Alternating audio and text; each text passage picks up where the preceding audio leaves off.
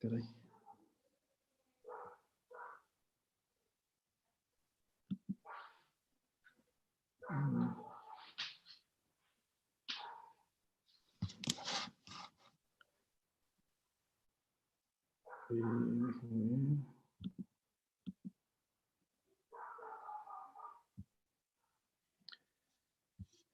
Buenas tardes. Vamos a dar inicio a la siguiente conferencia del Foro Académico del Centro de Física Aplicada y Tecnología Avanzada. En esta ocasión tenemos una conferencia por el doctor Andrés de Luna, quien es catedrático CONACYT asignado al Centro de Investigación y de Estudios Avanzados, Unidad Querétaro. El doctor de Luna es profesor en física, es doctor en física por la Universidad París 11, durante el cual desarrolló un trabajo de tesis sobre el estudio y aplicación de nanoalambres de nitruro de galio. Tiene dos postdoctorados, el primero en el Instituto NIL en Grenoble, Francia, para estudiar las propiedades de transporte excitónico en estructuras unidimensionales de óxido de zinc. Su segunda estancia postdoctoral fue en la Northeastern University de Boston, Massachusetts, en Estados Unidos, donde realizó un proyecto relacionado con la síntesis de materiales bidimensionales.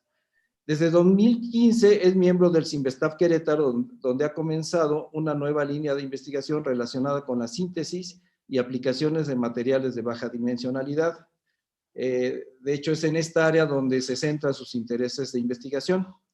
El doctor de Luna, además, tiene entre sus intereses ya extraacadémicos, ¿no? El diseño de estanques ornamentales, y pues también le gusta el ciclismo, es una de sus actividades rutinarias, supongo. Dejo con ustedes al doctor de Luna para que nos presente esta plática sobre los materiales bidimensionales, sus propiedades y aplicaciones. Bueno, muchísimas gracias, Miguel. Gracias por la invitación. Es para mí un placer poder platicarles acerca de la actividad de investigación que desarrollamos en el CIMBESTAF Querétaro alrededor de estos materiales 2D. En este caso, específicamente el día de hoy, voy a hablar sobre materiales 2D que son semiconductores, ¿no? Voy a dar algunas de sus propiedades, principalmente propiedades ópticas y estructurales, y voy a dar un ejemplo de una aplicación, como además de poder sintetizarlos y caracterizarlos, pueden usarse en aplicaciones, en el caso de la optoelectrónica. Ok, este es, como mencionó, me hizo el favor de mencionar Miguel, es el viacrucis científico por el cual he pasado desde 2018, pues ya no lo voy a repasar otra vez. Ok, para entrar en materia, cuando hablamos de materiales 2D, quizás el material más conocido es el grafeno, ¿no? Para aquellos que aún piensen que la investigación sobre el grafeno es algo relativamente nuevo, me gusta poner esta diapositiva ya que este es uno de los primeros reportes teóricos acerca de las propiedades electrónicas del grafeno, data de 1947, hecho por un investigador canadiense, donde ya empiezan a hablar sobre sus propiedades para conducir electricidad, ¿no? Por ejemplo, aquí les muestro la figura del espacio real, de la disposición de una lámina de grafito o grafeno, ¿no? Donde tienen una disposición hexagonal. Esta es la red recíproca, y quizás lo más interesante de ver es que cerca de los puntos de la zona K y K' de la zona de Brillouin tiene un comportamiento, una dispersión lineal, ¿no? Por eso se dice que muy parecida a los fotones, por eso se dice que los electrones o los huecos en este material son cuasi relativísticos. No fue si, vaya, el problema con la investigación, por decirlo así, sobre este tema es que varios pensaban o varios cálculos predecían que el grafeno, ¿no? Una lámina solamente de grafito, era inestable a, a condiciones ambientales. No fue 57 años después por el grupo, por dos grupos, uno en la Universidad de Manchester y otro de Rusia, principalmente liderados por Andregain y Novoselov, que demuestran que es posible exfoliar mecánicamente una sola lámina de grafito, ¿no? Grafeno, ¿no? Y no solamente esto, no solamente lo demuestran que es posible, sino también miden la movilidad de los electrones o los huecos, ¿no? Alrededor de 10.000 centímetros cuadrados por volt segundo, ¿no? Lo cual, para darnos una idea, a ese momento el arsenuro de galio, la movilidad de los electrones, qué tan fácil los electrones, qué tan rápido los electrones o los huecos se mueven dentro del material, ¿verdad? El arsenuro de galio era más o menos como 9.000, 8.000 centímetros cuadrados por segundo, ¿no? Actualmente se han reportado movilidades de grafeno alrededor de 350.000 centímetros cuadrados por volt segundo, ¿no? Entonces aquí les muestro el dispositivo que desarrollaron, donde está el grafeno, están los contactos metálicos y esta es más o menos la curva que se obtiene, ¿no? Donde vemos la movilidad de los electrones, la movilidad de los huecos, como la resistencia casi cero, ¿no? Por este comportamiento semimetálico que tiene. Después de esta demostración, en 2004, este es más o menos el roadmap que ha seguido la investigación del grafeno. Entonces, a partir de ese momento hay un boom sobre este tema, ¿no? Todo el mundo empieza a querer producir, ¿verdad? O a querer aportar o hacer sus aportes sobre este campo, ¿no? Y empiezan a desarrollar diferentes técnicas para el depósito. Del 2006 al 2010, en 2010 reciben el premio Nobel. Empiezan también con la introducción de grafeno en diferentes dispositivos, por ejemplo, en raquetas, en bicicletas, así como en touchscreens, etcétera. Y actualmente ya hay maneras de producir grafeno más alrededor de 1.000 toneladas por año, ¿no? Se espera que en estos años, o bueno, esperaban que en estos años, los próximos empiecen a integrarlo a dispositivos electrónicos y fotónicos, ¿no? Sin embargo, yo creo que hace 2 años la investigación acerca del grafeno dio un giro muy importante desde mi punto de vista. Cuando un grupo del MIT demostró, en 2018 demostró que al apilar dos láminas de grafeno y rotarlas a un cierto ángulo específico, se podía hacer ingeniería de estructura de bandas. En especial encontraron que al girarlo a 1.05, 1.1 grados, se generaban bandas planas en el grafeno por la creación de estos, como resultado de la apilación de dos láminas de grafeno, ¿no? Y lo interesante es que encontraron que los electrones conducían sin resistencia a bajas temperaturas, es decir, era una manifestación de la superconductividad, ¿no? Y lo interesante es que el grafeno per se no es un semiconductor, no es un superconductor, no es un material superconductor, sino es el giro y la apilación de estas dos capas, ¿no? Entonces demostraron que este tipo de materiales rotados ha abierto una nueva plataforma de estudios de sistemas fuertemente correlacionados, lo cual es muy importante para el estudio de fenómenos cuánticos, ¿no? La materia condensada. Parece que el grafeno es solamente la punta del iceberg. Así como el grafeno, ha habido una explosión en otro tipo de materiales bidimensionales, particularmente en la familia de dicalcolonos de metales de transición. Quizás la forma de imaginarnos, la forma más fácil de imaginarse que es una monocapa de dicalcolonos de metal de transición, es tomar un este átomo de metal de transición y ponerle como un sándwich, ¿no? Entre dos capas de calcógenos, ¿no? Entonces, en este caso, el metal de transición sería, por ejemplo, por decir, el jamón, y el pan serían los átomos de la capa de átomos de calcógeno. Esto representa una monocapa. Al igual que el grafeno, las únicas fuerzas por las cuales las capas están pegadas unas a otras es mediante fuerzas de Van der Waals, ¿no? Sin embargo, a diferencia del grafeno, algunos TMDs son semiconductores intrínsecos, en especial aquellos que están basados en tungsteno y en molibdeno, ¿no? Aquellos que están basados en molibdeno y tungsteno pueden cubrir una gran gama espectral que va desde 1 hasta 2.5 electron volts, ¿no? Lo cual lo hacen fuertes candidatos para diferentes aplicaciones ultraligeras y de bajo consumo.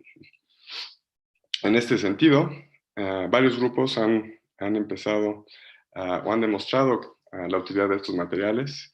Por ejemplo, en este caso, para el desarrollo de diodos electroluminescentes, donde apilaron diferentes capas.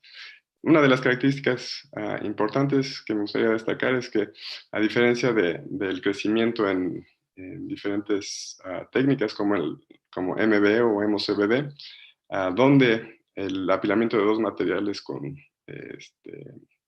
diferentes parámetros de red es como una limitante, ¿no? En este caso, solamente ya que están unidas por Van der Waals, podemos apilar diferentes materiales sin importar el parámetro de red, ¿no? Entonces, bueno, demostraron un diodo electroluminescente. Por ejemplo, hay aplicaciones también para la generación de hidrógeno en estos materiales, incluso en la biología, ¿verdad? Donde, al parecer, unos tipos de células pueden digerir o ingerir estos metales, estos dicalcógenos de metales de transición, y pueden servir para generar imagenología celular, ¿no? Ya que emiten también fluorescencia. Por otro lado, han visto que estos materiales 2D, por su baja dimensionalidad, pueden ser usados para el estudio del acoplamiento fuerte entre luz y la materia, ¿no? O polaritones, en este caso, el acoplamiento de un fotón con un excitón. Y finalmente, este año y el año pasado se han reportado algunos trabajos sobre otra vez, dos láminas, en este caso de diselenuro de tungsteno, apiladas pero rotadas, ¿no? Donde encontraron también diferentes fases aislantes metálicas y superconductoras, ¿no? Entonces, desde mi punto de vista, es un campo bastante interesante para trabajar. Es así que en 2016, en 2015, comenzamos un grupo de investigación en el CIMSTAF Querétaro desde que llegué, donde las principales actividades de investigación se relacionan, por un lado, la ciencia de materiales, ¿no? Directamente a la síntesis, al estudio de las propiedades ópticas, térmicas o electrostáticas de estos materiales 2D, donde podemos sintetizar a diferentes dicalcógenos de metales de transición, así como grafeno. Y por otro lado, el desarrollo de dispositivos optoelectrónicos y electrónicos, ¿no? Hoy voy a dar dos casos especiales de estos dos temas, ¿no?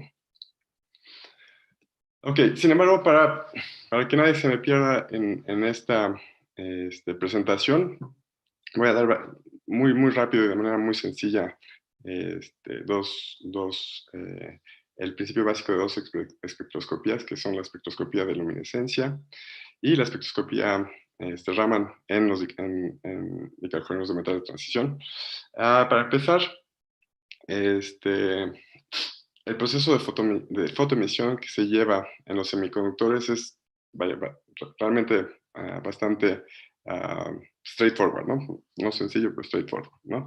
Entonces, ¿cómo se lleva a cabo este proceso? Bueno, cuando se excita un semiconductor con un fotón con energía igual o mayor del gap, ¿verdad? Que existe entre la banda de valencia y la banda de conducción, generamos electrones a la banda de conducción, que son a niveles excitados, y al par electrón hueco, ¿verdad? Ya que el electrón deja un hueco en la banda de valencia, se le conoce como un excitón. Estos excitones están agarrados por fuerzas electrostáticas, ¿no? Tipo Coulomb, ¿ok? Sin embargo, este excitón es un estado excitado, ¿verdad? Cuando se recombinan, ¿verdad? Sacan un fotón, ¿verdad? Al recombinarse, se lleva a cabo la emisión de un fotón, lo que se conoce como fotoemisión, ¿no? Y eso se puede analizar con un espectrómetro. Ahora, en los semiconductores hay dos tipos, principalmente dos tipos de semiconductores, dentro de los cuales se llevan a cabo estos procesos. Por ejemplo, con un gap directo, en donde este proceso de recombinación es muy eficiente, ¿verdad? Porque coincide el mínimo de la banda de conducción y el máximo de la banda de valencia en el espacio K. Y aquellos semiconductores que son de gap indirecto, en donde se necesita una segunda partícula, un fonón, ¿verdad? La emisión es asistida por un fonón para llegar a este punto y para recombinarse, ¿no? Entonces, lo cual genera, lo cual lleva, el proceso deja de ser tan eficaz. Ok, sucede que la estructura de bandas de estos dicarbogenuros de metales de transición depende del número de capas en el cual está constituido. Por ejemplo, aquí les muestro unos cálculos teóricos por DFT del disulfuro de molibdeno para el estado bulk, para las bicapas y para la monocapa. Ustedes pueden observar que la transición entre de un material bulk en disulfuro de molibdeno, así como la bicapa, es indirecta, ¿no? Sucede entre el punto gamma y algún punto intermedio entre capa y gamma de la zona de brillón. Sin embargo, cuando quitamos o despegamos todas las capas y nos quedamos con una sola capa, ¿verdad? Se mueve, hay una transición, ¿verdad? De un semiconductor de gap indirecto a un semiconductor de gap directo, ¿no?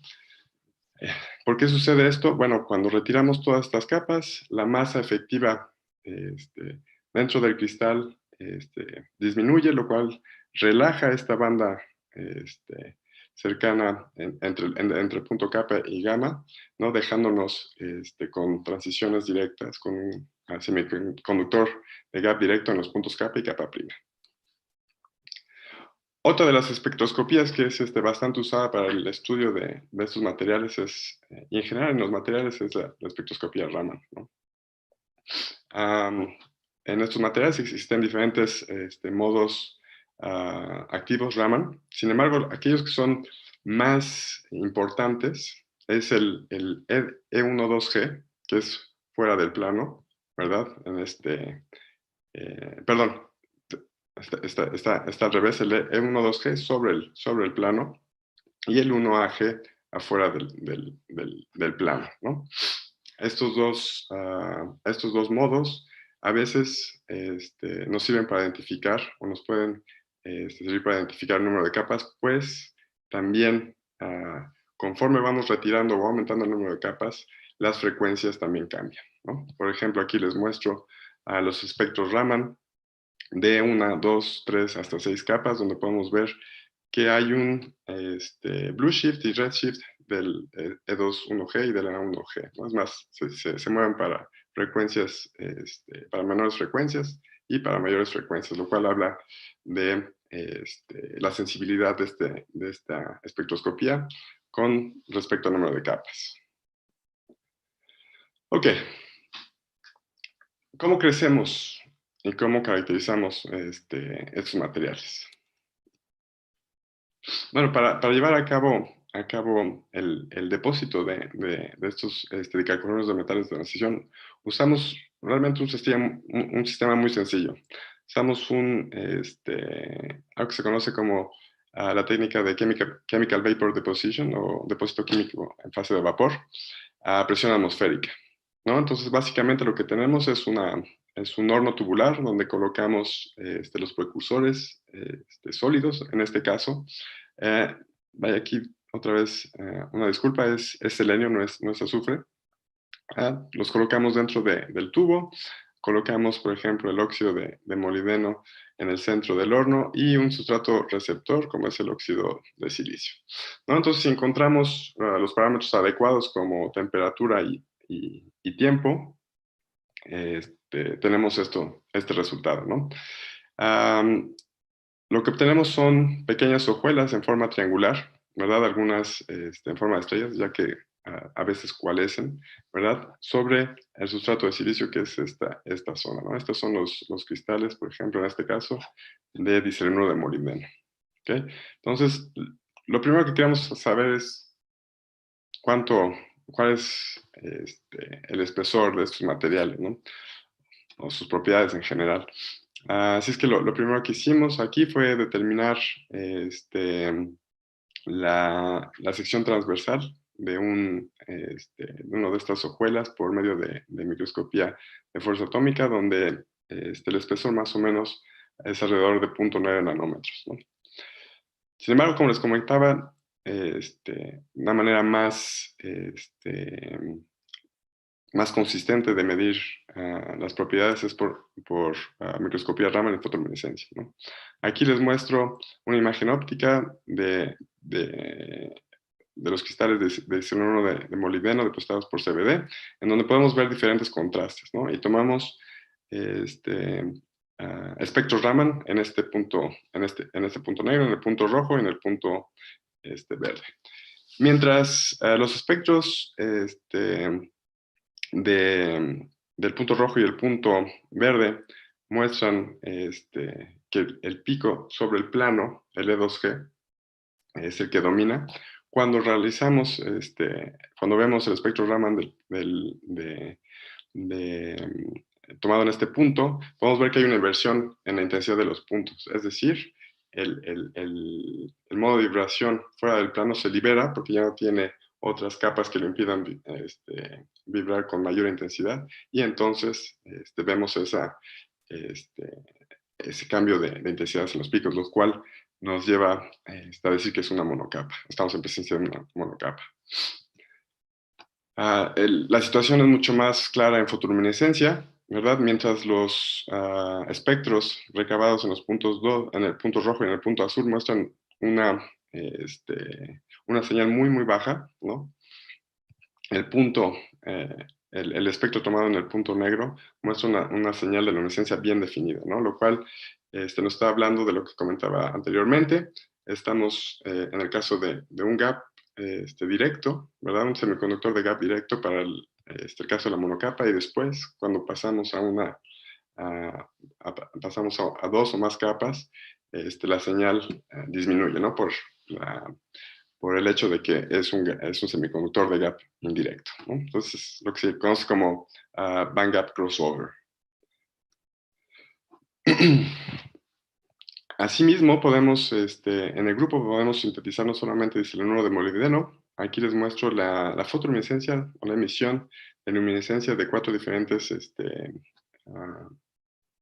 materiales, ¿no? Diselenuro de tungsteno, disulfuro de molibdeno y diselenuro de tungsteno. Entonces podemos cubrir una gama ya importante, una gama espectral importante de 625 nanómetros hasta 830 nanómetros. Entonces, básicamente lo que hemos estado desarrollando es como una caja de herramientas 2D, de materiales 2D. Ok, resulta que hace en 2014-2015, un par de grupos demostraron que es posible, un par de grupos y con un ejército de investigadores, postdocs y estudiantes de doctorado, demostraron que es posible sintetizar heteroestructuras en el plano y verticales, ¿no?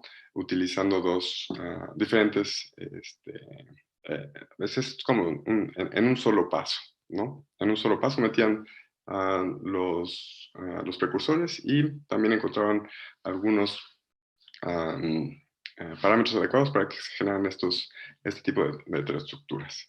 Entonces, en esa época me pregunté si podíamos hacer algo similar, pero quizás con un diferente, con un approach diferente, ¿no? Tratar de ser sacar algo más original. Y lo que se me ocurrió es hacer el crecimiento en dos etapas, es decir, tener un material que será un material en un sistema CBD, sacarlo y colocarlo en otro sistema donde estaba dedicado a otro crecimiento. Y eso es lo que obtuvimos, ¿no? Entonces aquí les muestro la imagen óptica de estas hojuelas de diselenuro de molibdeno crecidas en el primer crecimiento, ¿no? Depositadas en el primer crecimiento. ¿Ok? Entonces, quitamos el sustrato ya con las hojuelas, la ponemos en un segundo sistema CBD dedicado al crecimiento de diselenuro de molibdeno, y esto es lo que obtuvimos, ¿no? Entonces, podemos ver, este es el mismo cristal, exactamente el mismo cristal, antes y después del segundo crecimiento, ¿no? Entonces, podemos ver cómo el primer cristal sirve como semilla para el crecimiento del segundo material. Y no solamente sirve como semilla, crece del límite, ¿verdad? De la orilla hacia afuera, pero también hacia adentro, ¿no? Que es exactamente lo que les estoy tratando de ilustrar aquí, ¿no? Y esto lo corroboramos con espectroscopía Raman y de luminescencia, ¿no? Aquí les muestro 6 diferentes espectros de Raman y fotoluminescencia tomados desde el centro hasta la orilla del sistema, de este sistema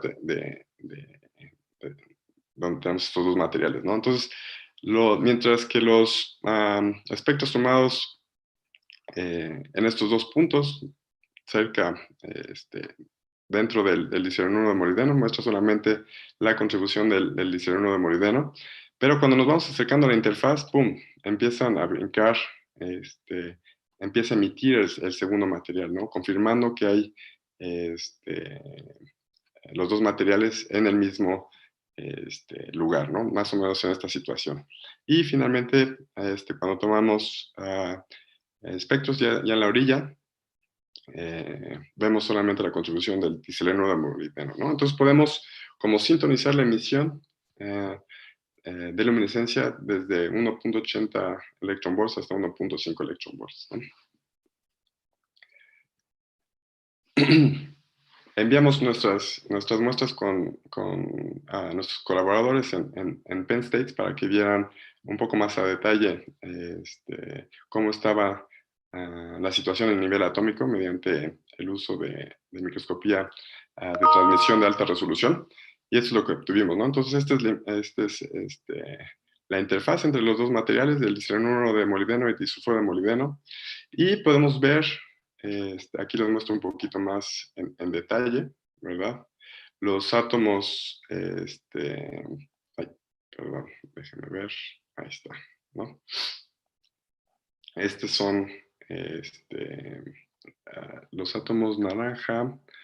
Déjenme ver, los átomos naranjas es el azufre, y los átomos en verde son el selenio, ¿no? Entonces podemos ver que la interfaz está muy bien definida en algunas zonas, porque si echamos un vistazo de más cerca a la parte del disulfuro de molibdeno, empezamos a ver átomos más brillantes en la red de disulfuro de molibdeno, lo cual nos está hablando de que quizás había migración del selenio al disulfuro, a la red cristalina del disulfuro de molibdeno. Entonces, esta situación la pudimos ver en algunas otras regiones y corroborar o correlacionar con espectroscopía Raman, ¿no? Entonces, mientras la zona, aquí son 6 imágenes, les presento 6 imágenes TEM de alta resolución, junto con 6 espectros Raman, más o menos correspondientes a esas regiones, ¿no? Entonces, mientras en la región 1 vemos poca migración de los átomos de selenio a la red cristalina de disulfuro de molibdeno, ¿verdad? En la región 6 vemos, por ejemplo, pues mucha migración de estos y sustitución, en vez de átomos de molibdeno, átomos de selenio, ¿no? Y lo podemos observar, lo podemos correlacionar perfectamente con la espectroscopía Raman, ¿no? Mientras vemos una sola, dos solos, los dos picos propios del disulfuro de molibdeno para la región 1. La región 1 podemos ver cómo dos picos alrededor de 2,69 y 3,69 centímetros menos 1 empiezan a aparecer, ¿no? Y esto es porque estamos en la presencia de una como aleación, ¿no? Donde los átomos de selenio vienen a reemplazar los átomos de molibdeno. Este fenómeno ocurre, pues, la temperatura usada juega un papel importante, ¿no? Observamos que al aumentar la temperatura, bueno, sabemos que al aumentar la temperatura los átomos están como nerviosos, entonces tienden a migrar y tienden a colocarse en algunos sitios de menor energía, ¿no? Donde la energía de enlace puede ser más estable o favorable. Ok. Con esto voy a terminar la primera parte de la presentación. Ahora voy a pasar a hablar sobre un tipo de aplicación donde usamos unos dispositivos o unos arreglos que se llaman metasuperficies para controlar la emisión de luminescencia de una capa de disulfuro de molibdeno. Ok. ¿Cómo lo hicimos? Bueno, ¿qué son este tipo de dispositivos conocidos como metasuperficies? Yo creo que en los últimos 10 años la nanofotónica y la nanoóptica ha dado un gran brinco gracias a las herramientas desarrolladas, a las herramientas de microfabricación, ¿verdad? Porque si logramos estructurar la interfaz de un material a nivel de sublongitud de onda de la señal, de la onda incidente, ¿verdad? Podemos o se puede moldear el frente de onda de la señal transmitida, ¿verdad? Solamente es cambiando la velocidad de fase de la onda incidente, ¿no? De tal manera que podemos jugar, ya sea, por ejemplo, focalizando la señal transmitida, cuando con la fase, cuando con la amplitud. Todo eso en el mismo componente, en un componente súper plano, ¿no? Ese es el interés. En vez de tener, por ejemplo, un lente donde focalizas, un polarizador, etcétera, etcétera, algo como se conoce como componentes bulky, podemos reducir todo a un solo dispositivo ultra plano. De ahí el interés de usar metasuperficies, ¿no? En este sentido, hay distintos grupos que han empezado a integrar materiales 2D con metasuperficies. Por ejemplo, aquí les muestro en este trabajo en específico, donde lograron focalizar la señal del segundo armónica de una monocapa de sulfuro de tungsteno, ¿no? Para focalizar la luz transmitida de este segundo armónico hasta 100 micras, ¿no? Lo más, vaya, 100 micras no es mucho, es una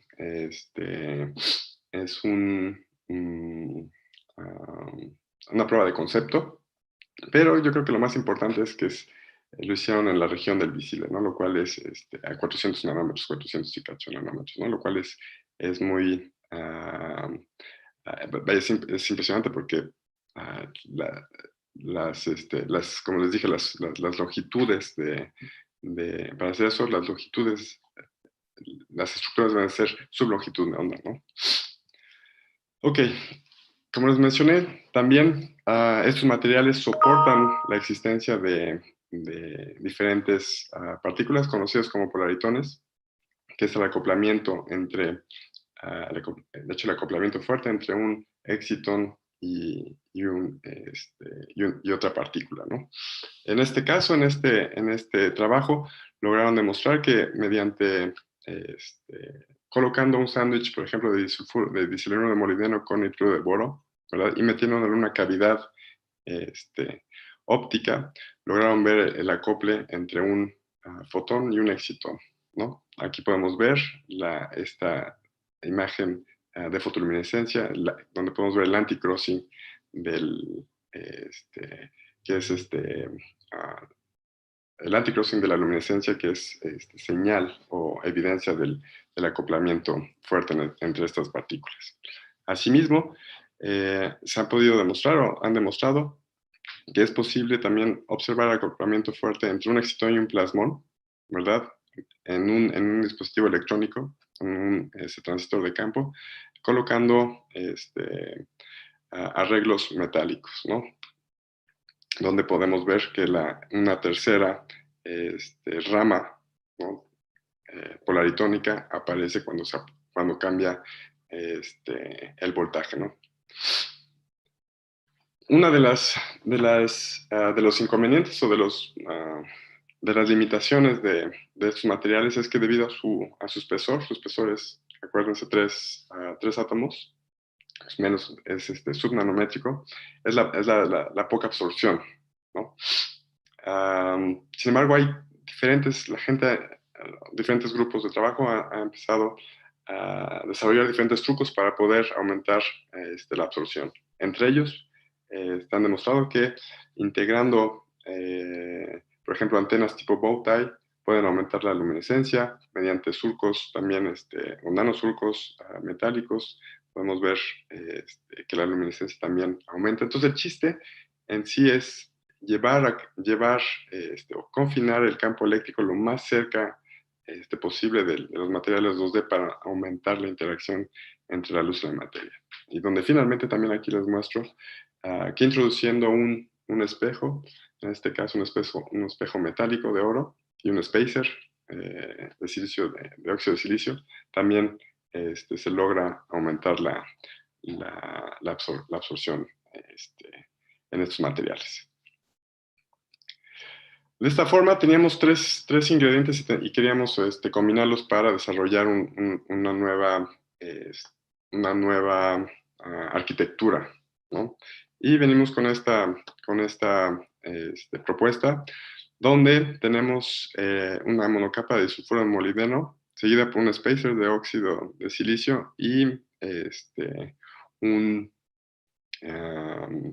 espejo de oro, ¿no? Entonces, entre el disulfuro de molibdeno, el spacer y el espejo, perdón, la monocapa, el spacer y el espejo, tenemos más o menos como una cavidad tipo Fabry-Perot, ¿no? Donde esperamos soportar que soporte resonancias plasmónicas. Por otra parte, sobre el disulfuro de molibdeno, tenemos el arreglo de estas metasuperficies, ¿ok? Y también, no solamente es el arreglo de las metasuperficies, también lo vamos a utilizar como acceso eléctrico al disulfuro de molibdeno. Ok, decidimos hacer superficies o estas barras metálicas, tomar como diseño estas barras metálicas sobre el disulfuro de molibdeno. Cada barra metálica se puede ver como una barra con una cavidad plasmónica, ¿no? Donde corrimos algunas simulaciones para sintonizar la resonancia plasmónica de estas cavidades, ¿verdad? Con la resonancia excitónica o con la emisión de luminescencia del excitón correspondiente al disulfuro de molibdeno, ¿no? Entonces, ese es más o menos el diseño. Por otra parte, el mismo arreglo de este tipo de peines, ¿verdad? Permite jugar con la polarización de la emisión del disulfuro de molibdeno, como lo vamos a ver a continuación, ¿no? Entonces, para poder llevar a cabo la fabricación de dispositivo, procedimos a hacer combinar dos tipos de litografía, una óptica y una electrónica. Entonces aquí les muestro una imagen tomada con mi teléfono del dispositivo. Esta es la parte como macroscópica. Y dentro de ella podemos ver las hojuelas, ¿verdad? Y estas barras metálicas sobre las hojuelas. Cada barra metálica tiene de espesor alrededor de 72 nanómetros y el periodo entre las barras metálicas es de 450 nanómetros, ¿no? Todo esto fue para coincidir con los requerimientos de las simulaciones hechas anteriormente. Entonces, cuando tomamos el espectro de luminescencia de las hojuelas o de los cristales dentro y fuera de la cavidad, eso fue lo que observamos, ¿no? Podemos ver que el espectro tomado dentro del grating o de las barras metálicas aumenta, ¿verdad? La emisión aumenta cuando tomamos, y eso es debido al acoplamiento de lo que estaba mencionando, de la resonancia plasmónica con la emisión, con la resonancia excitónica del disulfuro de molibdeno. Y finalmente, podemos ver que la emisión es completamente anisotrópica, es decir, la componente del campo eléctrico, la componente transversal, es decir, transversal a las barras metálicas, transversal a las barras metálicas es mucho menor que la componente longitudinal o la componente TM del campo eléctrico, ¿no? Por la misma anisotropía de estas barras. Ok, como conclusiones generales de esta plática, les he mostrado cómo podemos sintetizar cómo sintetizamos diferentes cristales de carbonatos de metales de transición mediante el uso de CVD a presión atmosférica. Les mostré cómo la estrategia que usamos para generar heteroestructuras entre dos materiales, heteroestructuras laterales y verticales en dos tiempos, ¿no? También que las emisiones de las propiedades estructurales y de fotoluminescencia cambian cuando recorremos el largo del material, ¿no? Y vimos cómo se puede correlacionar las propiedades estructurales observadas en la microscopía de electrónica de transmisión con las ópticas, ¿no? Especialmente con Raman. Y finalmente les mostré un tipo de aplicación en el área de la optoelectrónica al poder controlar la emisión de luminescencia y aumentar la luminescencia de una monocapa de disulfuro de molibdeno mediante la integración de metasuperficies metálicas. Rápidamente quiero hablarles de un par de proyectos que estaban en puerta antes de este periodo de contingencia. El primero tiene que ver con el desarrollo de fuentes de fotones únicos, ¿no? Han observado que al generar un tipo de esfuerzo local en estas monocapas se generan defectos muy precisos, ¿no? En este caso es una monocapa sobre pilares de silicio, ¿no? Entonces hacen como un strain, como un tipo de esfuerzo en la red, y eso genera un lugar perfecto para la recombinación de un solo hueco con un solo electrón, ¿no? Y a eso lo han podido observar a temperaturas relativamente altas, ¿no? Entre 2 y 18 kelvins, ¿no? Entonces nuestra idea, y con algunos colaboradores internacionales y nacionales, es utilizar una plataforma basada en nitruro de galio, ¿no? Con este tipo de nanopirámides organizadas, crecidas por MBE, donde la diferencia, a comparación de otros estudios, es poder aplicar un campo eléctrico, ¿verdad?, entre el sustrato y el dicalcogenuro de metal de transición, para ver si podemos, cambiando el potencial del campo eléctrico distribuido a lo largo de la pirámide y entre la pirámide y el material 2D, podemos hacer estas fuentes o generar fuentes de fotonúicos, pero controladas o bombeadas eléctricamente, ¿no? Que es la diferencia con este tipo de mediciones que son bombeadas ópticamente. Y finalmente está el estudio del transporte de excitones mediante usando ondas acústicas, ¿no? Si logramos, por ejemplo, sabemos que podemos formar diferentes tipos de excitones, ya sea en una sola capa de algún dicalcogenuro o utilizando estas heteroestructuras. Entonces, ¿qué es lo que pasa cuando logramos colocar estos materiales en un sustrato piezoeléctrico y lo podemos excitar, ¿no? Como si fueran dos sábanas, ¿no? Creemos que podemos transportar, bueno, la intención es ver cómo se generan o cómo se comporta estos excitones en este periodo, en estos potenciales acústicos, ¿no? Puede ser, en el mejor de los casos, lo que queremos finalmente observar es ver si logramos hacer un análogo a estas trampas ópticas utilizando láseres, como se hacen con los átomos fríos, ver si se logra lograr observar algún tipo de condensado, ¿no? Y por otra parte, bueno, también si logramos mantener o colocar este tipo de nanoantenas también y logramos enviar o manipular de alguna manera los excitones creados por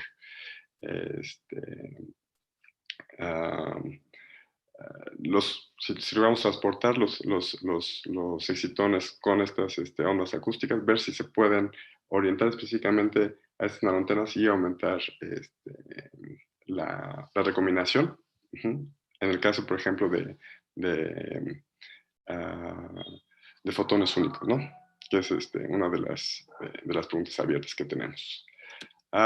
Finalmente, me gustaría decir que siempre estamos buscando estudiantes, en general, personas que estén interesados en trabajar en esta dirección. Las puertas del laboratorio siempre están abiertas a cualquier tipo de colaboración, ¿no? Y también quisiera agradecer a algunos de las personas y colaboradores que participaron en estos dos proyectos que les pude mostrar, y obviamente agradecerles a ustedes por su atención, ¿no? Entonces, con mucho gusto, quedo a su disposición para cualquier pregunta, y si ahí tienen mi correo al principio, por si quieren preguntarme después o quieren hacer algún comentario, ¿no? Muchas gracias. Muchas gracias a ti, Andrés, por esta interesante plática. Dentro de las preguntas que te podríamos formular ahorita, hay básicamente dos. Okay. Una está asociada con el grado de control que puedes tener con estas técnicas de deposición sobre los aspectos estructurales de estos sistemas que nos presentas. Y en particular hay un detalle, al principio cuando hablabas de rotar una monocapa sobre otra, y hablabas de ángulos relativamente pequeños, la estabilidad se daría esencialmente, supongo que es sin rotación. Entonces, ¿qué genera la estabilidad en este tipo de sistemas que están muy poco rotados? Incluso si estas rotaciones pueden ser estables y reproducibles. Claro. Bueno, muchas gracias por las preguntas. Con respecto a la primera, el grado de control que tenemos con este tipo de sistemas es nulo. Prácticamente es nulo, ¿no? Déjenme lo pongo. Es nulo y poco reproducible. Ese es uno de los comentarios o de los inconvenientes de trabajar con este sistema. No tenemos ninguna bomba para mantener la presión y jugar un poco con eso. Entonces, prácticamente es muy poco el grado de control, ¿no? Hay diferentes técnicas, ¿verdad? Para ir controlando o maneras, vaya, de controlar con este método, por ejemplo, incluyendo algún tipo de espectroscopía in situ, algún tipo de espectroscopía óptica in situ, no sé, ya sea reflectancia diferencial o incluso espectroscopía Raman, ¿no? Sin embargo, el inconveniente es el costo, ¿no? El costo se eleva cuando queremos integrar este tipo de aditamientos o de upgrades, que se podrían decir, ¿no? Hay otras técnicas como MOCVD o incluso MBE que tienen mucho más control, ¿verdad? Porque tienen la forma de ver claramente cuando se empiezan a formar este tipo o cuando se empieza a formar incluso los cristales, ¿no? Eso es lo que les podría decir al grado de control. Nosotros nos basta con, por ejemplo, hay un periodo donde crecen mayoritariamente monocapas y después dejan de crecer, ¿no? Entonces lo que hacemos es lavar el sistema o cambiar prácticamente el tubo y volver a empezar, ¿no? Entonces ese es el precio, por decir, a pagar, ¿no? Con respecto a la segunda pregunta del ángulo mágico, ¿no? Que le llaman el ángulo mágico, ¿no? Ok, eso de la estabilidad es una buena pregunta porque al principio cuando salió este estudio, pocas personas lo compraron, ¿no? Justamente por la poca repetibilidad, ¿no? Como mencionó Miguel, pues lo más normal es que un átomo quede arriba de otro átomo, ¿no? Sin necesidad de girarlo, ¿no? Sin embargo, parece ser que la clave está en la preparación cuidadosa de estos dispositivos, ¿no? Entonces, realmente es como súper artesano la manera que lo hacen, ¿no? Manejar el ángulo, sin embargo, no es tan complicado porque existen algunas técnicas muy bien definidas para realizando un gran ángulo a nivel macroscópico puede representar un ángulo muy pequeño a nivel atómico, ¿no? Eso no es tan complicado, pero como no solamente estas muestras, porque lo que hacen es agarran un material 2D, lo ponen, giran, agarran otro material 2D, lo ponen y así, ¿no? Entonces, cada procesor lleva un tratamiento térmico, ¿no? Y el tratamiento térmico tiene que ser muy cuidadoso bajo condiciones muy específicas para que justamente no se gire, no se vuelva a sobregirar o se vuelva a regresarse, ¿no? Entonces, ese es lo que podría comentar respecto a a esa pregunta, ¿no? Muy bien. Pues nuevamente te agradecemos, Andrés. No tengo en este momento reportadas otras preguntas. En todo caso, como comentas, dejamos a la audiencia que se pueda comunicar contigo en los datos que nos estás proporcionando aquí. Claro, claro. Y bueno, pues nos estamos despidiendo con esta información. Te agradecemos la interesante presentación que sobre todo muestra pues una serie de posibles aplicaciones y expectativas pues, bastante interesantes. Sí. Muy buenas tardes a todos. Un saludo y gracias por su asistencia. Gracias, Miguel. Gracias a todos.